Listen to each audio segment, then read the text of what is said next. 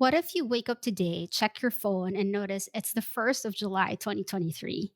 A realization hits you. You've been procrastinating on migrating your Google Analytics to GA4 for far too long. In a rush of adrenaline, you swiftly jump out of bed, grab your laptop, eager to take action. The counter timer hits zero. But what should you do?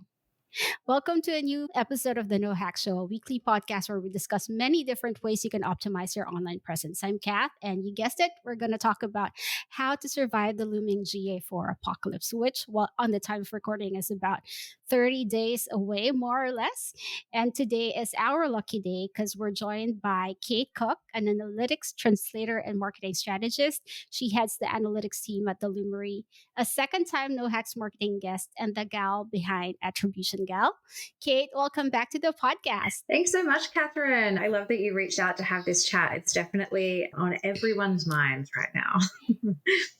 Like, this is the time to talk about it, even if we've been given like a long time to prepare. Before we talk all about analytics, I think I told you already, I enjoy reading your newsletter every Friday.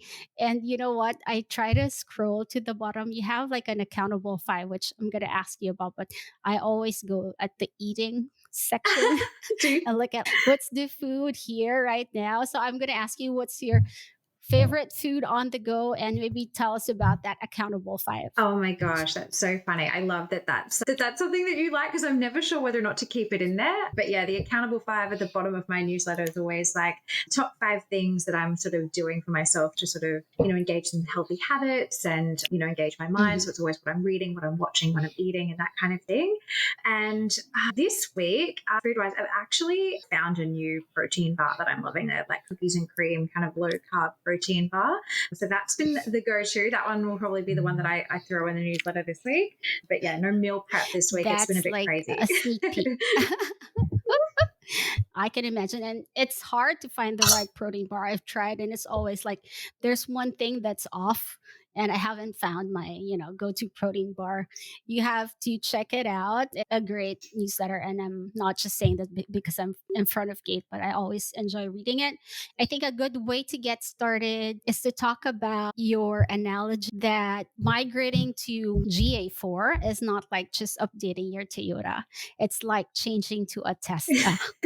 Can you tell us more about that? Yeah, 100%. I think if I was to summarize a lot of the conversations and I think the challenges that a lot of my clients and even friends have been having in the transition to GA4, and even those who have already migrated but are yet to fully move into embracing it, which is something that I've also seen. Mhm. Like a lot of people have ticked the boxes, they've moved, they've done the things they were supposed to Yep. do, but they're still not living in those reports.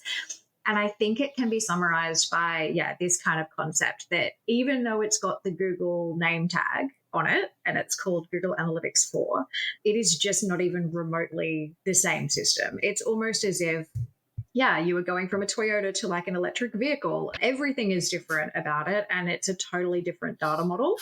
And I think we all need to remember that as we kind of move into that platform. It's like it's going through a new learning curve all over again. And that's probably why I Mhm. think it's been quite a jolt for people because they were hoping it would be similar, and it really isn't at all. Right. And I heard that from other podcasts that maybe Google was thinking or preparing this platform for bigger corporations. And that's why it's the steep learning curve is for the small, medium sized businesses who really don't have the manpower or departments or teams to do this properly and to do the comparative data. 100%. And you're so right that in addition to kind of the underlying data model being quite different, and while there are a lot of out of the box events that get configured just, automatically, still setting up all of your conversions, setting up custom dimensions, and even because of the new model being more about like hit events rather than the old, category action label, which is what we used to be used to in kind of a Google Analytics universal world.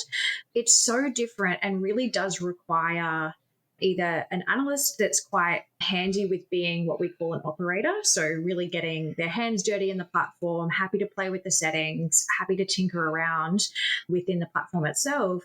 But then anyone also wanting to do some kind of advanced analytics and insights, they're really kind of pushing people to then start moving into using BigQuery and getting all that data exported to recalculate metrics that we used to have at our fingertips. So it's really tried to push everyone to become a little bit more of a technical analytics, I guess, craft member now. It's not as friendly for no code marketers anymore. Right, right. And I want to kind of direct the episode to make it more tactical and actionable for marketers. But before we go there, why? I mean, we were given less than more or less 2 years to prepare for this. But why do you think the general sentiment is first, people are still not ready? And to those who have migrated, a few months, a few weeks ago, the frustrations are so high.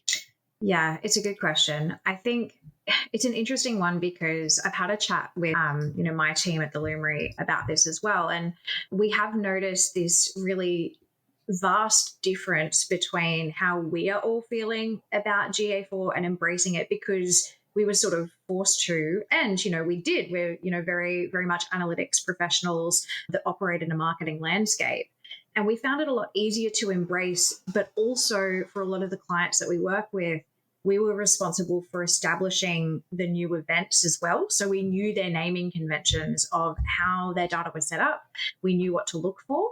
And I think so much of the learning Mhm. curve is actually that. So when I look at and even the conversations I've been having with people on LinkedIn recently as well, when I look at Yep. the resistance, I think to moving over, I think it's actually because it's not just one learning curve, it's two. Like often we think about embracing a new tool, but we kind of feel like we know our data. We're just, let's say in Looker Studio, or, we might be jumping into Tableau, but we kind of know our GA4 data or our GA data that underlies it. But in this instance, for brands that have really, taken this opportunity to clean up their events, remove all of the old noise and things that weren't making sense for them, the actual naming conventions might be totally different. So they're not even really sure what they're looking Mhm. for. And metrics that they used to know, like bounce rate and sessions, they're not there anymore. The GA4 is kind of Mhm. pushing us towards brand new metrics as well. So there's quite a Mhm. lot that's different, and I think that feels very jarring. And just as soon as Mhm. anything feels a little bit hard, it's easy to procrastinate on it. Right, right. So did you guys, because you're an analytics focused team, did you guys migrate earlier on and you feel like that helped a lot with the transition? Yeah, definitely. I would also say that, for those who took kind of Google's advice, and, as you highlighted it in the beginning, Kath, Google gave us plenty of time and heads up. And then they even gave us an extension. Mhm. And yet we're still kind of finding Mhm. people that I think most often I've seen everyone's migrated. They're just yet to really embrace and start using the metrics fully. I Mhm. think like the thing that we try to make a really conscious effort to guide both for our clients but also us internally is using both side by side for a while so that we could really start to map and Mhm. see how different the metrics are. And I think the other Mhm. thing that might be a bit shocking to some people, but one thing to remember is, part of Google's move to do this, it's, very much leveraging Google Signals, and it has improved identity resolution for anyone who's using it for kind of web and app, for example. So if in your old reporting you had separate properties for your web and then you had a separate, Mhm. instance for app, it might have looked on the Mhm. surface like you had more traffic. But really, that identity is just being consolidated in GA4. So it might, and like on first Mhm. pass, unless you really know how the data's been constructed, it can kind of look like things are quite different. And then that creates panic in people because they go, well, how am I supposed to explain this to my boss and my CEO when it looks like our traffic has dropped? And perhaps it hasn't at all. It's really just that we're dealing with a new model and a Mhm. new structure. Right, a new way of looking at things. Because, for instance, I remember one particular filter. I think it's called filter when you're capturing the data, your web traffic. So you usually exclude some segments, right? That's in Universal Analytics, and that filtering is not available on UGA4. Is that correct? Like, it's more of an engaged users that we're gonna see in GA4? Yeah, so GA4 does completely focus on that kind of engaged metric where it's looking for, Hmm. first open, but then, it's seconds of engagement. It actually kind of creates this curated measure. Whereas previously, yeah, we used to be able to kind of see all individual sessions.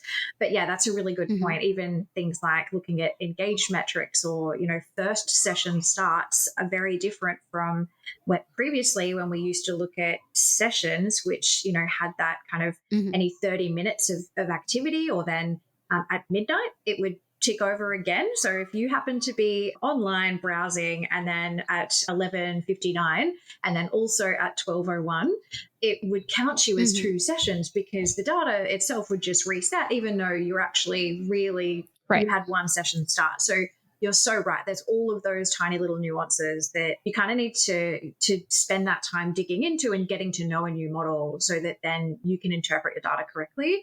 And I think it's just not been on Right. top of everyone's to-do list, I guess. Yeah, yeah, and I remembered something. We had Julius, I cannot pronounce his last name, but he's the founder of Analytics Mania, and he does a lot of this YouTube courses, Google Analytics courses. He said that it's funny because we shouldn't even call it migration because it's not to the same platform. It's 100%. totally different. That's exactly Yeah. right. Exactly right. And I feel like Google really tried to not really trick us, but I think that they on the side of sort of trying to make it seem like it wasn't going to be quite so difficult. And there's obviously a lot of reasons why they've made the decision to move, including, we used to be able to store our data forever in Google Analytics Universal. And now, Mhm. even the data retention periods are so condensed. And for a freemium product, it makes sense that Google doesn't want to carry that cost forever. So they probably had to do something like this eventually. But isn't it interesting that even when things are free, we tend to feel outraged when they're taken away from us?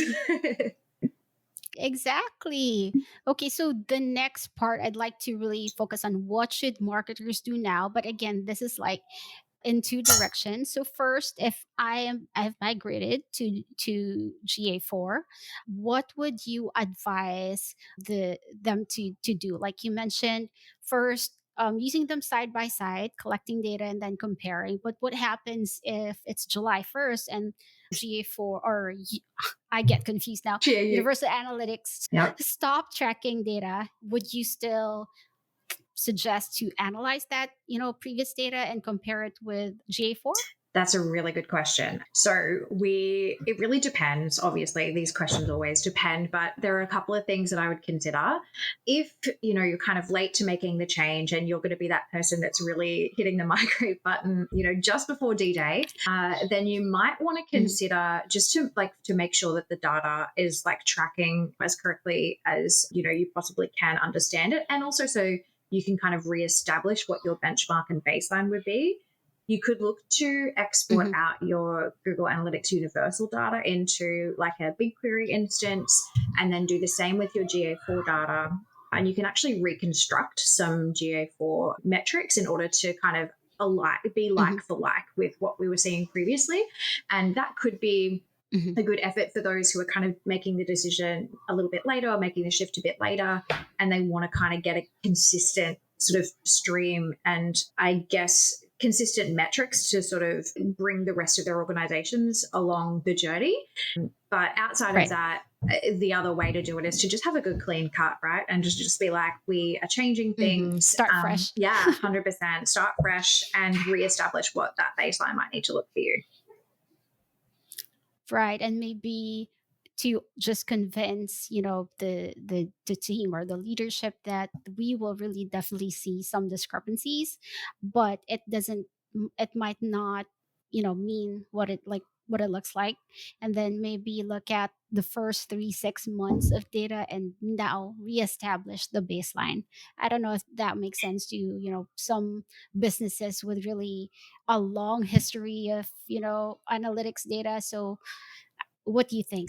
Would that kind of approach work? Yes, I would also say wherever possible, looking at other data sources too. So even if you're an e-commerce business, but you Hmm. have, data that you can track through all of your payment gateway systems, like use other data points to allow yourself to have Right. that ability to QA what's happening in your GA4 platform.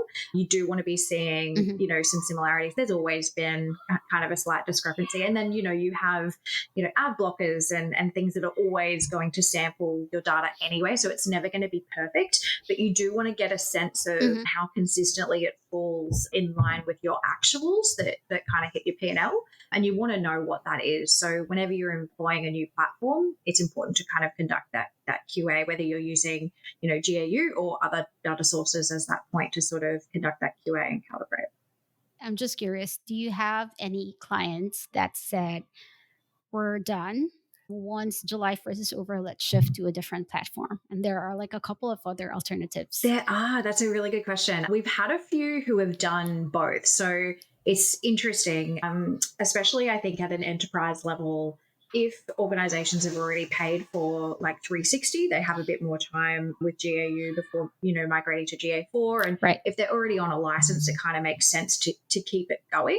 But we do have some clients who have Hmm. looked at some alternatives and who have employed those as well, in particular Snowplow Analytics, which is a fully open Hmm. source Snowplow. analytics platform. And if you're Hmm. particularly a retailer that has kind of stores and you want to be able to send beacon data of like people walking through stores and other kind of, touches, I suppose, for whether for attribution modeling or even just, general analytics, that can be really interesting too. But I forgot to mention actually Google has put out, through its migration platform for anyone who hasn't yet made the move, it's got a lot of great kind of tips to walk through to help guide your migration. But we did notice that there were a few things that we would have like screamed out and wanted people to consider. So one of the amazing members of my team, actually, Arvin Fernando, shout out to Arvin, he whipped together a checklist that we then kind of sent across to all of our clients to be like, hey, look, you've got 30 days. Even if you don't want to go, fully into embracing everything, if you aren't on 360, just make sure that you've ticked these boxes and you'll be okay. So we've Right. got that too. Yeah. I downloaded that PDF and we'll definitely link that down the description so you guys can just quickly find it. But that's so helpful. And because you mentioned checklists, so again, what if I'm that person that I mentioned during the intro? It's like 2 weeks before July 1st and I haven't done anything. Mm. What should I start doing now? Yeah, I think the absolute first thing is get your GA4 tag on, whatever properties you are looking to track. A lot of the out of the box events will start tracking immediately. I mean, even I'll take me as an example and my personal, website where I Hmm. put my newsletter. Yep. So, Hmm. very basic site with a blog. I threw the GA4 tag on there and I have some embedded forms on the side as well. And Google Analytics 4 will automatically pick up form start events just through its automatic collection. So I didn't have to do anything in Hmm. GTM to configure that or make that happen. So if you're really like, I have done nothing, just throw the tag on there, see what you'll get Right. automatically collected. And then when it comes Hmm. time to go, okay, I really want to start tracking some, nuanced sort of desired specific actions around my site, then you can kind of go down looking at the various tutorials. Analytics Mania is a fantastic resource, as is Hmm. Juliana Jackson. I don't know if you follow Hmm. her. Yep. And Charles. I've had her in the podcast. She's so fantastic. She's a Um, fun, and so Charles fun. Farina as well. He's fantastic too. Really great sources of GA4 knowledge. And I love that there's so many of us that, love things analytics and love giving back to the community. It's so great. Yourself included, Kath. And you're right. Like I always try to follow and read and watch their videos. So when you log into Google Analytics now and you hit migrate, so there's like a, what do you call it? A migration setup tool. Yeah. I don't know if there's like a fancier word for that.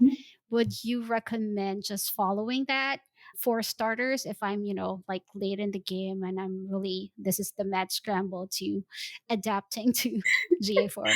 Yeah, look, that's also a really good question. So I think that the thing that businesses need to consider is, yes, if you're really running late and you just need a hand to, and you're not going to be able to have a chance to either look into documentation in depth yourself and try to figure things out, or go to your web developer or an analyst to help you. your best bet is totally just follow Google's guide. The one call out though that I Mhm. would say is I guess like whenever you're upgrading to a new car, like if I bought a Tesla and I'm moving from my Mhm. Toyota, I'm probably not going to put the old seat covers in my new car. Like I'm gonna want to Right, I put love that. I'm gonna want to like make sure that my leather seats are gorgeous and stay pristine. So if I've made the investment, even if that's just a time and effort and energy investment in moving over, then it's definitely my preference to make sure that things are clean and tidy in there. That I'm not bringing over Mhm. any old events that really don't need to be there. So I'd say Mhm. if you do, and you do have time, for those who aren't on 360, we still have just over a month. So if you kind of get a wriggle on, then you'll be able to kind of have enough time to get everything sorted. Right. So just recapping, if especially if I'm a small business with a very lean team, what I'll do first is look at my current analytics, list down the important reports or metrics that we're tracking, maybe list down things that are not needing, maybe that you've set up a lot of conversions or goals that doesn't are not relevant anymore because you're probably not just tracking them anymore. Then make that these are the list of reports that I want to see in GA4, and then hit that migration link and then follow the steps you Google. Although I tried looking into, because they tell you like you have to mark this box Yeah. completed per segment. I have to admit that even if I'm not an analytics expert, but some of the languaging or the explanation there are really not very friendly and helpful. That's why I listed one of my questions is if you have any other resource that you can recommend for people to look into, because just looking at the documentation there, it's not very helpful. Yeah, I would agree with you on that. I think the thing that I've found is Google documentation, while robust, there are lots Mhm. and lots and lots of pages. It can be really difficult to navigate and it can be really hard to see what the latest up to date reference is to. In fact, I will say sometimes they take a while to update things and they'll, push things live in platform before they get updated within the documentation too. Although the best bet Mhm. that I've always had is to be very, very specific with my query into Google to say, specifically the definition of like a segment, for example, and then Google will Mhm. definitely like usually take me to the right location to point in a direction. Mhm. Beyond that, and we kind of talked about some of my favorite kind of GA4 Yep. blogs to follow, but there is a resource that I Mhm. shared in my newsletter last week. Which maybe you could share with the team and pop in the show notes, which is a really great resource Mhm. too for anyone who's looking to kind of reconstruct their like for like version of their GAU in a GA4 Yep. landscape. So that's a really good resource too. Is this the BigQuery one where there's page report, source medium? Is that the one? Yeah, that's Because it. I try to take a look at. Yes, yes, we will definitely link that resource. That was what I was going to say. What would be helpful is these are the metrics that you have usually in way, and this is their equivalent in GA4, or this is how to rebuild them, right? That would be very, very helpful. Yeah, so Google does have a version of this, and I will admit it's pretty high level and pretty basic, but they do have a comparing like for like metrics from GAU to GA4. So definitely have a Google of Hmm. that. That's a really good place to start. And then beyond that, Hmm. I've been working with the team, like our team have sort of pulled together a knowledge base that we keep up to date that shows what we're seeing, like what we used to exist in GAU, what we're seeing in GA4, but then also there's differences in GA4, what you can access in platform, and then in the Hmm. exploration reports, and then in Looker Studio, if you used to report out of Looker Studio as well. And then what you can get out of BigQuery is totally different too. So they have not made it easy. And as far as I know, there isn't a resource like that that exists online, but maybe that'll be the next one that we pull together and drop for everyone because it's we're getting all the same questions that you are, I think, that you have. Yes, we will definitely share all the links that we think will be helpful, because I bet there's like tons of videos and resources. It's just some are so high level, some are so hard to comprehend. So we want to kind of curate the best ones that will be helpful for anyone, if even if you have analytics background or not. And that's what this whole podcast episode is about. So finally, just to recap, so first, audit your Google Analytics, Universal Analytics, migrate and try to follow the steps that's on the platform on the GA4.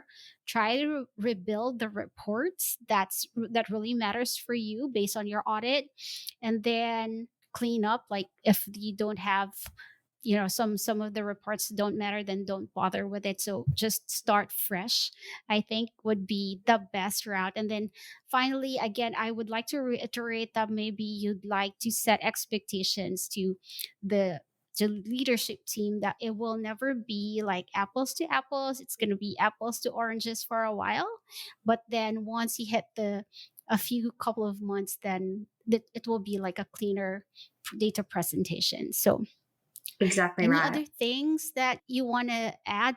I think you absolutely nailed it. And I can tell that you read my newsletter. So I love that. And I did kind of outline all Yes. of those steps as well with some of the links Mhm. on the blog. So I'm very happy to share that so that then you can kind of paste that and direct people to.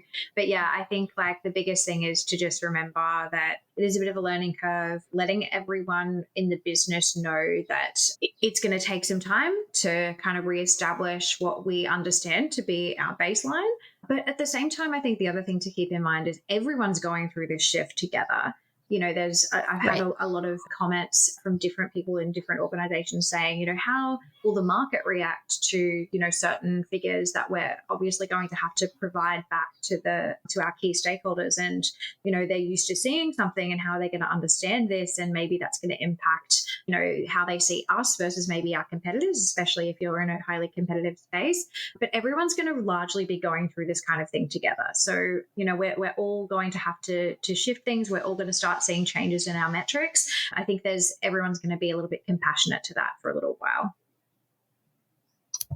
I love that final thought. I ran out of time, but I wanted to have a bonus question because I bet a lot of marketers now are thinking of shifting to data analytics. There's a need, a high demand now for people like this. So I will just recommend that maybe in one of your featured newsletters, you can talk about like how you shifted to data analytics and your advice for people who would like to, specialize in that niche. So finally, I really wanted to encourage and invite people to read or subscribe to 5 Minute Fridays. Can you talk about that and your latest project, Project Measured? I would love to. Yeah, so 5 Minute Friday is just a newsletter that I put out once a week. I usually do a bit of a week in review, which is the different kind of problems that I've solved with my team as head of analytics over at the Loomery, which is a marketing and technology consultancy based out of Melbourne, but operating all around Australia and even globally.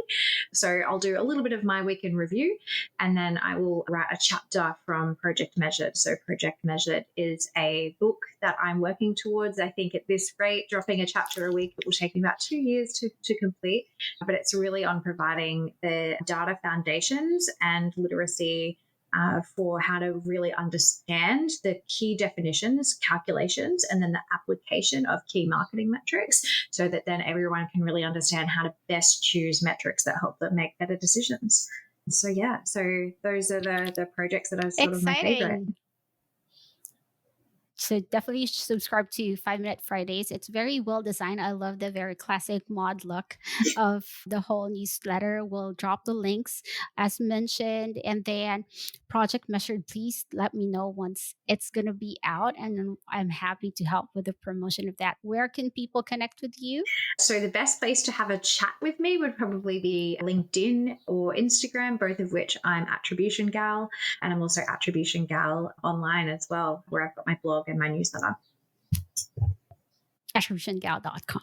Great. I think that's a good place for us to close the episode. Kate, I appreciate your time today. I think this episode was very helpful, especially to the people who are like, feels like they're gonna sink and doomsday is coming. And yeah, hopefully they learned a lot from this episode. We'll share all the resources. Thank you for sharing your advice. I enjoyed and learned a lot. And if you found value in the episode, definitely connect with Kate and subscribe to the podcast. I'll talk to you guys next week.